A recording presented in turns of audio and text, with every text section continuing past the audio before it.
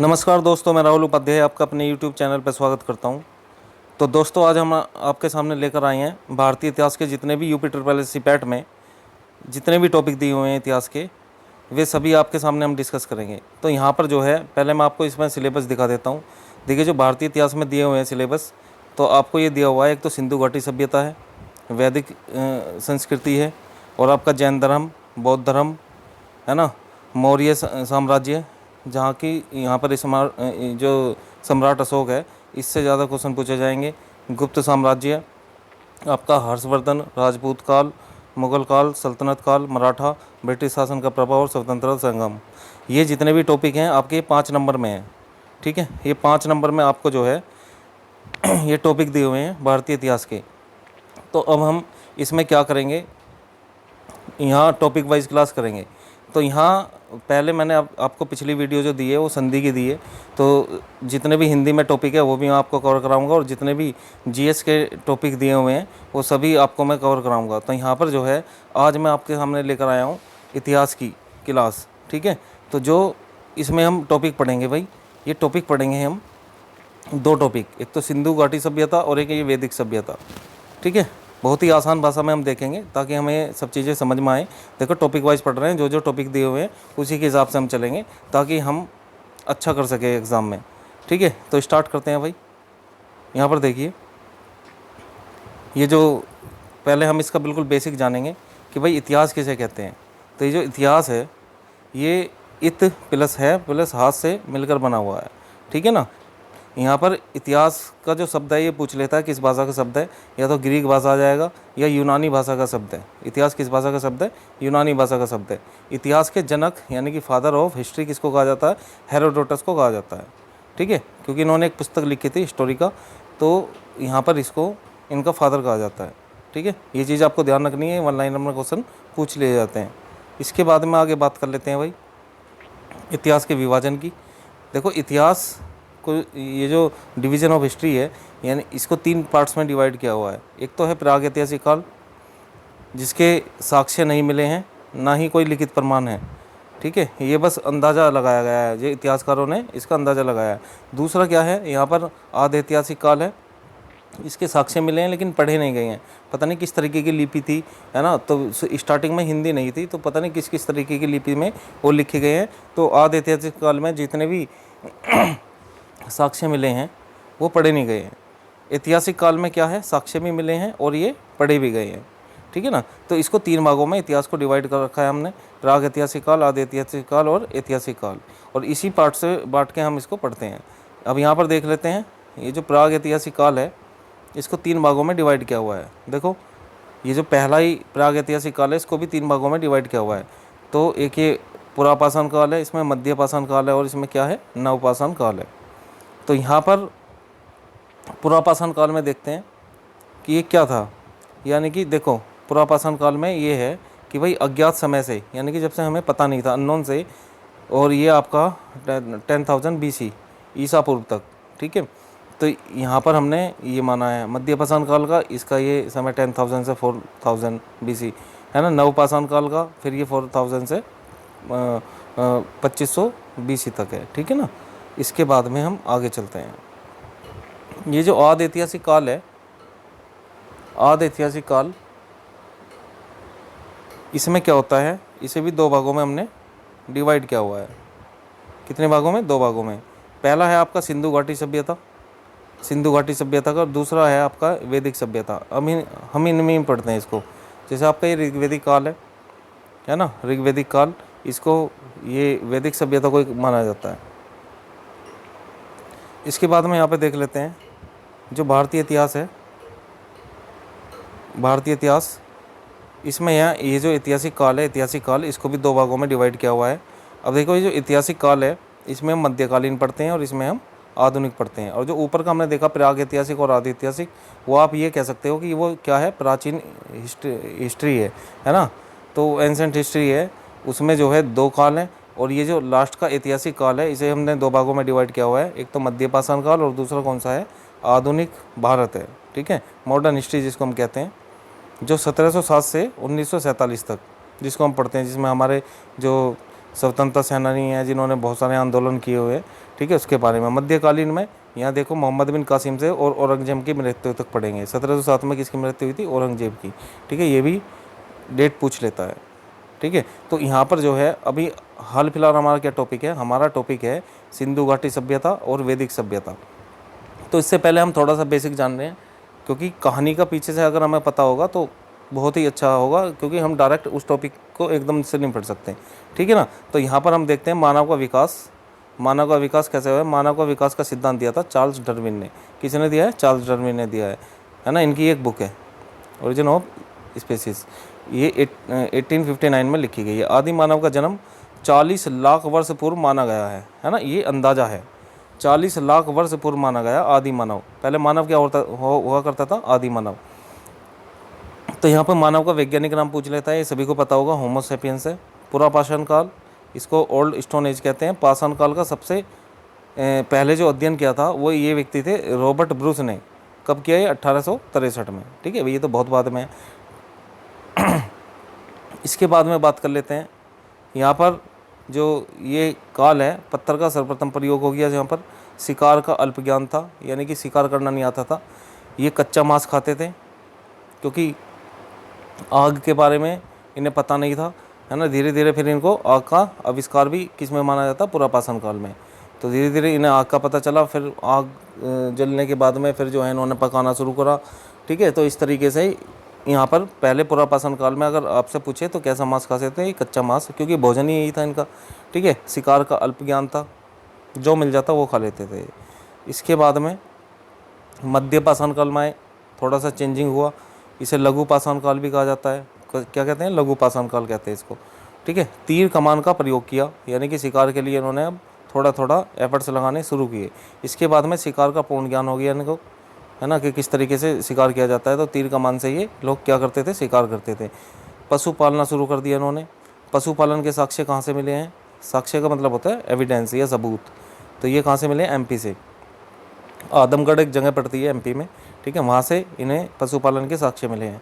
पालतू पशु के जो साक्ष्य मिले हैं वे मिले हैं बाजौर राजस्थान से। बाजौर जगह जो पड़ती है, ये प्लेस पड़ता है राजस्थान में। मिट्टी के बर्तन बनाना सीखे ये, मिट्टी के बर्तन बनाना, फिर इसमें खाना सीखे।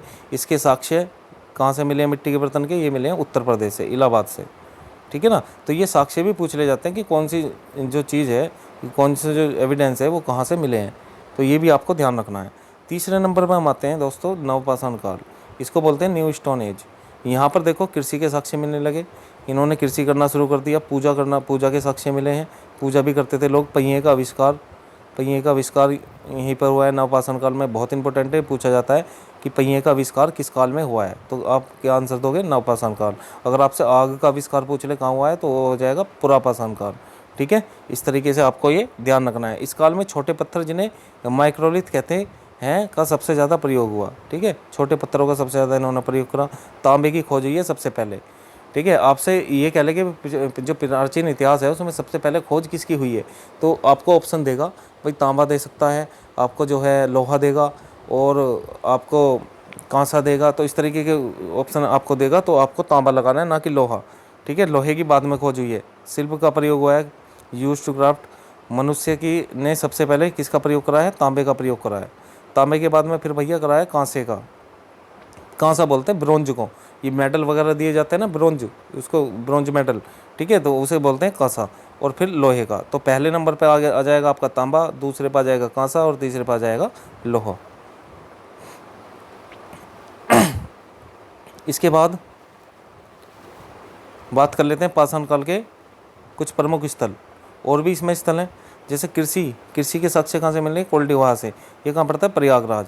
धान की भूसी के भी साक्ष्य मिले हैं। मेहरगढ़, अब ये वर्तमान में कहाँ है? पाकिस्तान में। यहाँ से कृषि के साक्ष्य मिले हैं। मानव की खोपड़ी के साक्ष्य, भाई मानव की खोपड़ी के साक्ष्य हथनौरा से मिले हैं, ये एमपी में पड़ता है। चित्रकला के साक्ष्य के भाई ये चित्रकला भी बनाते थे।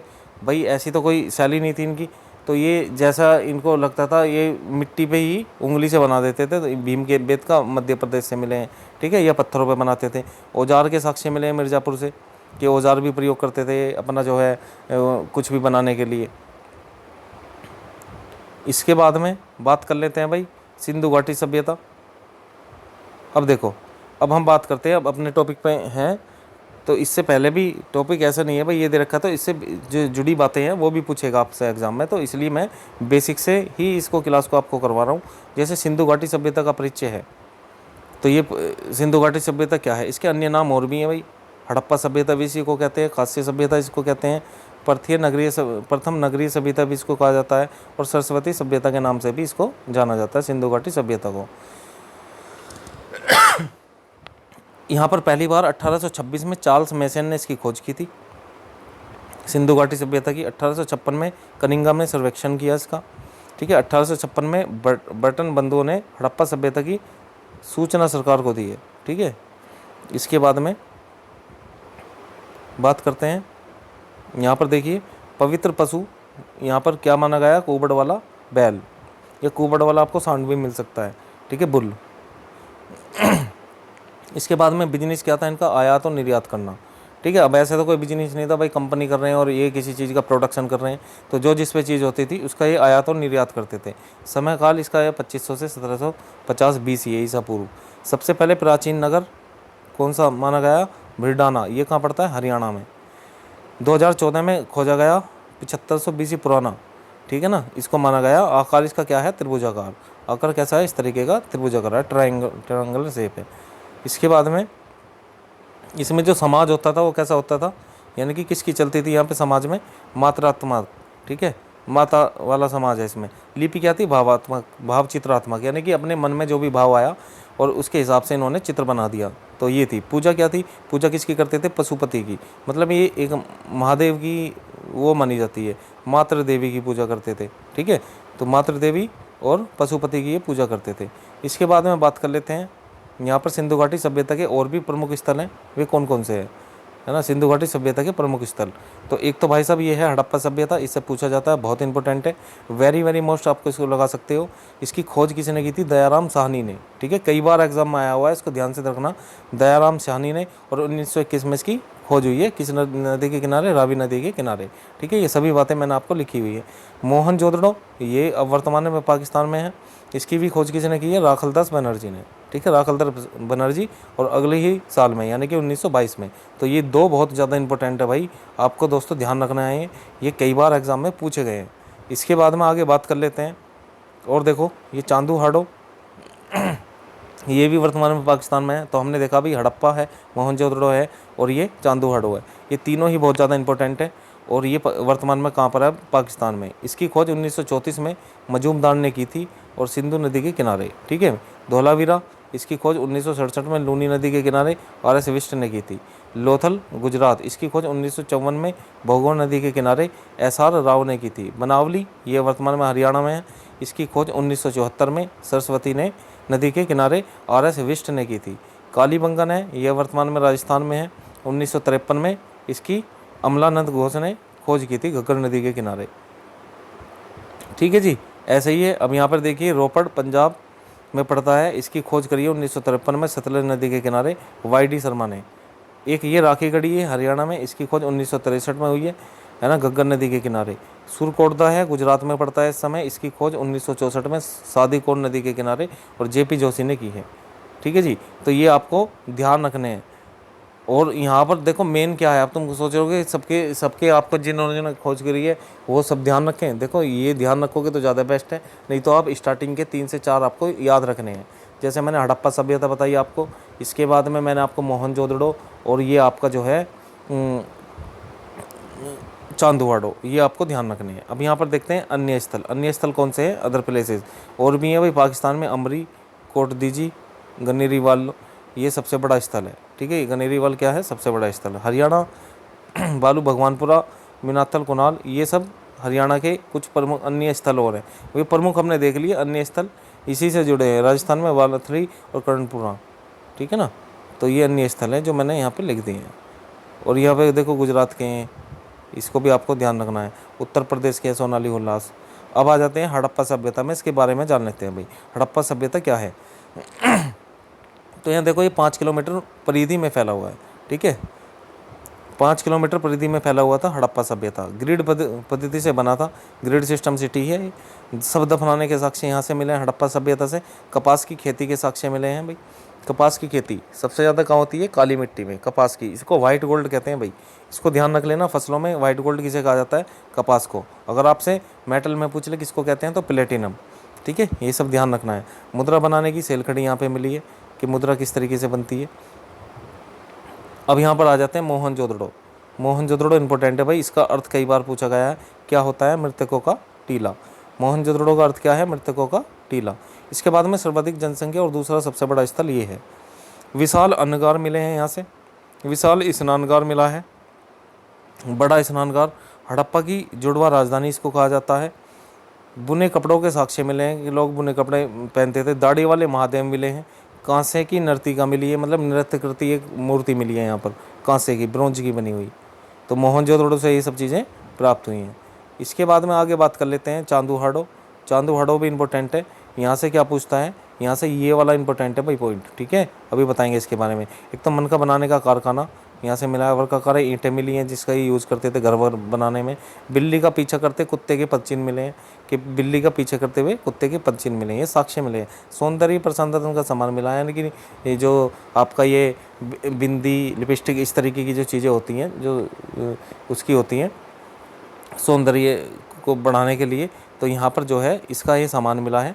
दवात मिली है, इंक मिली है। एकमात्र नगर जिसमें सुरक्षा के लिए कोई दीवार नहीं थी, इसको भी आपको ध्यान रख लेना। बहुत वेरी मोस्ट है ये। ठीक है, एक तो आपको हड़प्पा सभ्यता, मोहनजोदड़ो और ये चांदूहाड़ो, ये तो वेरी मोस्ट है। यहाँ से तो क्वेश्चन बनते ही बनते हैं। इसके बाद में आगे हम बात कर लेते हैं लोथल से। यहाँ से किसके साक्ष्य मिले हैं? इसे लघु मोहनजोदड़ो कहते हैं। सफाई के प्रति ये लोग सजग रहते थे। घोड़े की हड्डियों के साक्ष्य मिले हैं। देखिए, घोड़े की हड्डियों के साक्ष्य एक सुरकोटदा से भी मिले हैं, लेकिन वहाँ पे और कई पशुओं के मिले हैं। स्पेशल आपसे घोड़े की हड्डियों के पूछेगा तो आप क्या बताओगे? लोथल बताओगे। शतरंज के खेल के साक्ष्य मिले हैं भाई, है ना। ये खेलते थे, क्या खेलते थे? शतरंज। 3 युगल समाधि। 3 युगल मतलब 3 आदमी एक ही साथ दफनाए जाने वाले, इस तरीके से, मतलब अलग अलग उसमें, तो एक साथ मिली है 3 युगल समाधि। हाथी दांत पैमाना मिला है, यानी कि पैमाना तोलने वोलने के लिए ये हाथी के दांत का पैमाना बनाया करते थे। तो ये सब चीज़ें किससे प्राप्त हुई है? लोथल से हमें प्राप्त हुई है। इसके बाद में हम आगे बात कर लेते हैं भाई कालीबंगन। इससे क्या मिला है हमें? कालीबंगन से, कालीबंगन से हमें मिला है, इसका अर्थ क्या होता है पहले ये समझो आप। काली चूड़ियाँ, है ना, लकड़ी का हल मिला है यहाँ से। लोग ये लकड़ी का हल बनाकर खेती क्या करते थे। 7 हवन कुंड, हवन कुंडों का भी प्रयोग करते थे। ऊँट की हड्डियों के भी साक्ष्य मिले हैं यहाँ पर। भूकंप के साक्ष्य मिले हैं। ठीक है, तो ये साक्ष्य जो हैं, जो एविडेंस है, आपको ये ध्यान रखने हैं कौन सी चीज़ें कहाँ से मिली है ना। डायरेक्ट आपसे पूछ लेगा कि भूकंप के साक्ष्य बताओ कहाँ से मिले हैं, तो आपको ऐसी ऑप्शन में कालीबंगन, है ना, मोहनजोदड़ो, लोथल, इस तरीके से आपको दे देगा। तो याद होगा तो आपका क्वेश्चन हो जाएगा सही, अदरवाइज गलत हो जाएगा भाई। ठीक है, तो यहाँ पर देखिए अब धोलावीरा। धोलावीरा से क्या मिला है? जल प्रबंधन व्यवस्था मिली है कि जल का ये प्रबंध कैसे करते थे, कैसे ये जल की निकासी किया करते थे। सुनामी के साक्ष्य मिले हैं। सुरकोटदा, अब हाँ, अब ये देखो, ये सुरकोटदा ये प्लेस है, अलग है बिल्कुल। ठीक है, यहाँ से किसके साक्ष्य मिले हैं? घोड़े के, हाथी के, भेड़िए की हड्डी के साक्ष्य मिले हैं।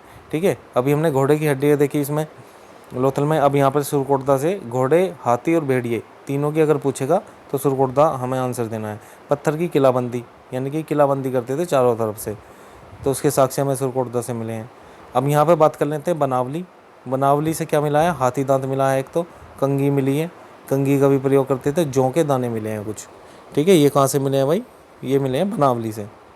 इसके बाद में भाई आगे बात कर लेते हैं। यहाँ पर देखिए वैदिक काल, इसको हमने 2 भागों में डिवाइड किया हुआ है। अब ये जो सिंधु घाटी सभ्यता है, सिंधु घाटी सभ्यता से आपने देखा कि इस तरीके के जो क्वेश्चन आएंगे कि कौन से साक्ष्य कहाँ से मिले हैं और किसकी खोज किसने की है, ये ज़्यादा इंपॉर्टेंट है आपके लिए, तो ये आपको ध्यान रखना है। और जो मैंने बेसिक बताया कि भाई हिस्ट्री के पिता किसे कहा जाता है, ठीक है, हिस्ट्री किस भाषा का शब्द है, इस तरीके के क्वेश्चन आपसे पूछे जाएंगे।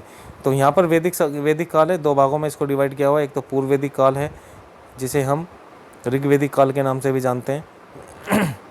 जो एक वेद है ऋग्वेद, वो पूर्व वैदिक काल में पढ़ेंगे। और यहाँ पर देखिए उत्तर वैदिक काल, ये 1000 से 600 ईसा पूर्व तक है ये। ठीक है ना, तो इसको 2 भागों में डिवाइड किया हुआ है। आगे बात कर लेते हैं हम। अब यहाँ पर देखो जो आर्यों का आगमन है, ठीक है, सबसे पहले किसका आगमन हुआ था? आर्यों का आगमन हुआ था। आर्य आके बसे थे, आर्य आके बसे थे। अब यहाँ पर देखिए आर्यों का आगमन हुआ, सबसे पहले कौन आके बसे?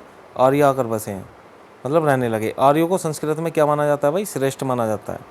आर्यों को संस्कृत में श्रेष्ठ माना जाता है। आर्य कहाँ से आए थे? मध्य एशिया से, मध्य एशिया से। ऐसा किसने कहा? मैक्स मुलर काउंटर ने, ठीक है। ऐसा ही वैज्ञानिक थे जर्मनी के, ठीक है। तो मैक्स मुलर काउंटर इन्होंने बताया कि भाई ये कहाँ से आए थे? मध्य एशिया से आए थे। अब यहाँ पर बात कर लेते हैं वेदों की। तो वेदों से भी पूछ लेता है कि भाई कौन से वेद में किसका उल्लेख है, किसका वर्णन दिया गया है। तो यहाँ पर वेदों की संख्या आपको सभी को पता है। वेदों की संख्या होती है बेटा 4।